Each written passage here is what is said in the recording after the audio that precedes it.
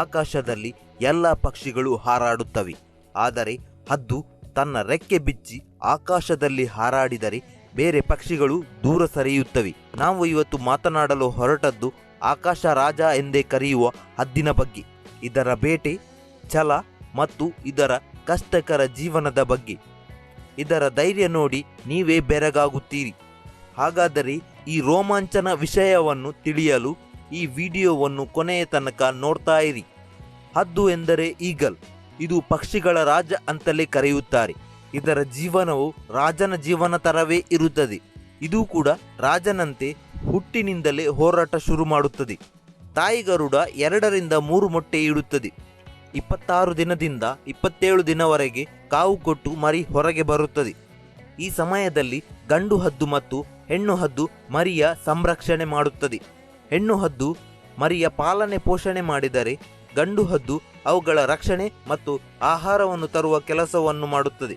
ಮರಿಗಳು ದೊಡ್ಡದಾಗುತ್ತಿದ್ದ ಹಾಗೆ ಅವುಗಳು ಅಣ್ಣ ತಂಗಿ ಅಥವಾ ಅಣ್ಣ ತಮ್ಮ ಜಗಳವಾಡಲು ಶುರುವಾಗುತ್ತದೆ. ಇದರ ಜಗಳ ತಪ್ಪಿಸಲು ತಾಯಿ ಹದ್ದು ಕೂಡ ಬರುವುದಿಲ್ಲ. ದೂರದಿಂದಲೇ ನೋಡಿ ಆನಂದ ಪಡುತ್ತದೆ. ಈ ಹದ್ದು ಚಿಕ್ಕದಿಂದಲೇ ಹೋರಾಟ ಮಾಡಬೇಕಾಗುತ್ತದೆ. ರಾಜ್ಯರಲ್ಲಿ ಯಾರು ಬಲಶಾಲಿಯಾಗಿ ಇರುತ್ತಾರೋ ಅವರೇ ಆಡಳಿತಕ್ಕೆ ಬರುತ್ತಾರೆ. ಹಾಗೆಯೇ ಇಲ್ಲಿ ಹದ್ದುವಿನ ಬದುಕಿನಲ್ಲಿ ಕೂಡ ತಮ್ಮ ಸೋದರರೊಂದಿಗೆ ಜಗಳವಾಡಿ ಹೋರಾಡಿ ಗೆಲ್ಲಬೇಕಾಗುತ್ತದೆ. ಕೆಲವು ಸಲ ಈ ಜಗಳದಲ್ಲಿ ಒಂದು ಮರಿಯೂ ಕೂಡ ಸಾಯುತ್ತದೆ. ಹೊಟ್ಟೆಯ ಹಸಿವಿಗಾಗಿ ಈ ಜಗಳ ಮಾಡುತ್ತದೆ. ಕೆಲವೊಮ್ಮೆ ಒಂದು ಹದ್ದು ಮರಿಯನ್ನು ಇನ್ನೊಂದು ಹದ್ದು ಮರಿ ಸಾಯಿಸಿ ತನ್ನ ಹೊಟ್ಟೆ ತುಂಬಿಸಿಕೊಳ್ಳುತ್ತದೆ. ಬೇರೆ ಪಕ್ಷಿಯ ಹಾಗೆ ಇದರ ಮೊದಲ ಹಾರಾಟ ಕೆಳಗಿನಿಂದ ಪ್ರಾರಂಭವಾಗುವುದಿಲ್ಲ. ಈ ಮರಿ ಹದ್ದಿಗೆ ರೆಕ್ಕೆ ಬಂದ ತಕ್ಷಣ ತಾಯಿ ಹದ್ದು ತನ್ನ ಮರಿಯನ್ನು ಆಕಾಶದ ಮೇಲೆ ಯಾವುದೇ ಪಕ್ಷಿಗಳು ಹೋಗದ ಎತ್ತರಕ್ಕೆ ಹೋಗಿ ತನ್ನ ಮರಿಯನ್ನು ಅಲ್ಲಿಂದ ಕೆಳಗೆ ಬಿಡುತ್ತದೆ. ಆ ಎತ್ತರದಿಂದ ತನ್ನ ಹಾರಾಟದ ಮೊದಲ ಪ್ರಯತ್ನ ಪ್ರಾರಂಭವಾಗುತ್ತದೆ.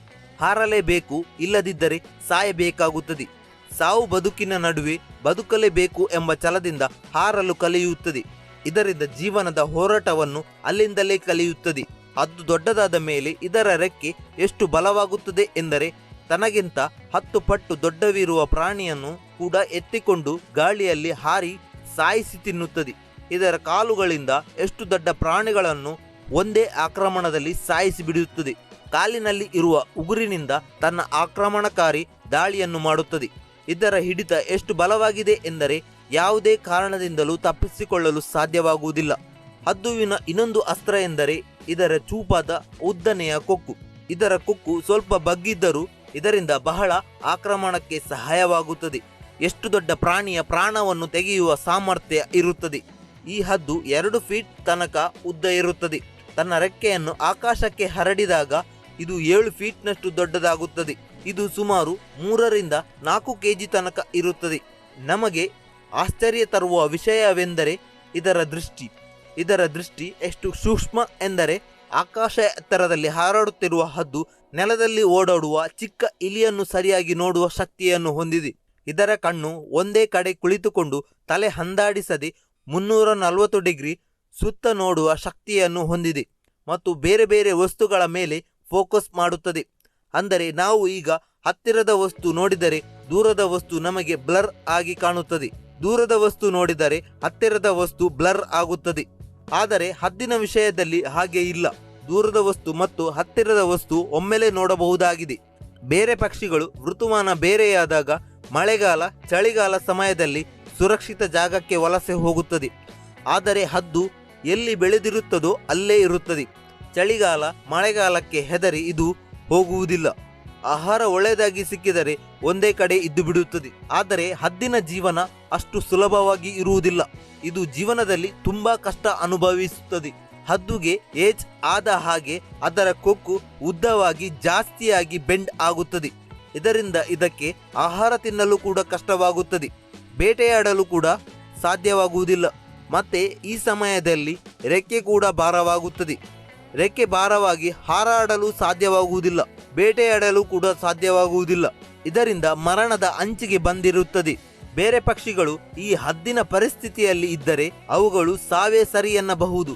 ಆದರೆ ಹದ್ದಿನ ಜೀವನ ರಾಜನಂತೆಯೇ ಯಾವುದೇ ವಿಷಯಕ್ಕೆ ಹೆದರಿ ಓಡುವುದಿಲ್ಲ. ಯಾವುದೇ ಕಷ್ಟಗಳಿಗೆ ಹೆದರದೆ ಧೈರ್ಯವಾಗಿ ಜೀವನ ಸಾಗಿಸುತ್ತದೆ. ಆದರೆ ಸೋಲನ್ನು ಮಾತ್ರ ಒಪ್ಪುವುದಿಲ್ಲ.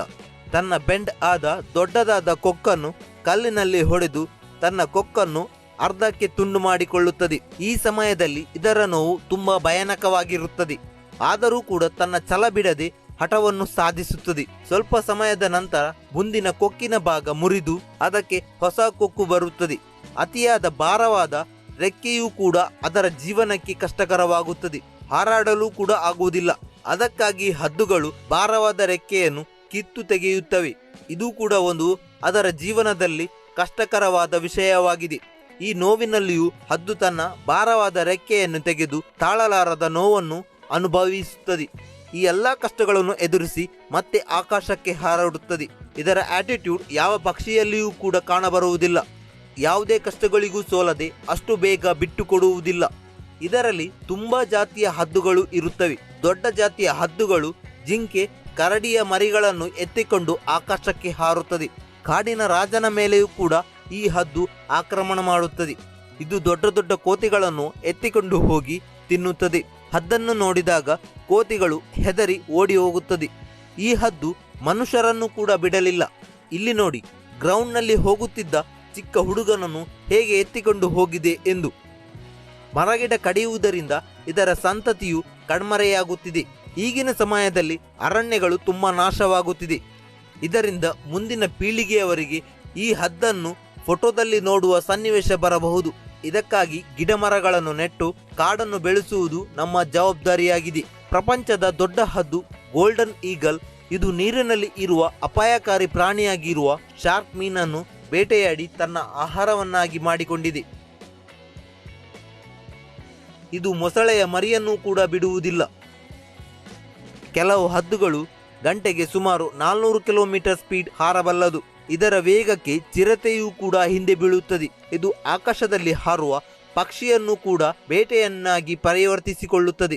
ಪಾರಿವಾಳಗಳು ಇದರ ಆಕ್ರಮಣಕ್ಕೆ ತುಂಬ ಬಲಿಯಾಗುತ್ತವೆ. ಇದಕ್ಕಾಗಿ ಹದ್ದನ್ನು ಆಕಾಶದ ರಾಜನೆಂದೇ ಕರೆಯುತ್ತಾರೆ. ಆದರೆ ಅದರ ಜೀವನವು ಅಷ್ಟು ಸುಲಭವಾಗಿ ಇರುವುದಿಲ್ಲ.